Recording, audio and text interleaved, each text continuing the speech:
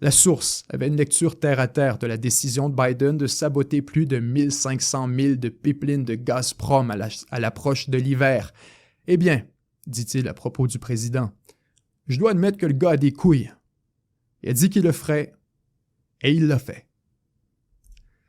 Alors le voilà, ce fameux récit de Seymour Hersh. Vous voyez pourquoi c'est un récit qui est loin d'être sympathique envers les États-Unis, beaucoup moins favorable, si on veut, aux intérêts nationaux de Washington, alors qu'on est loin d'exonérer qui que ce soit. En fait, au contraire, on implique des pays additionnels. On nous parle de la Suède, on nous parle du Danemark, qui aurait été informé des activités de plongée dans la zone alors qu'on sabotait les pipelines, mais encore plus, on implique directement la Norvège, en disant que la Norvège a non seulement été impliquée dans la planification de l'opération, a donné des idées et de l'information sur comment réussir l'opération, mais encore plus qu'on a fourni des ressources militaires norvégiennes pour mener à bien cette opération, notamment un navire à partir duquel on a opéré, à partir duquel les plongeurs américains ont opéré pour saboter les pipelines, et additionnellement, un avion norvégien qui aurait été utilisé pour larguer la fameuse bouée qui envoyait le signal aux retardateurs.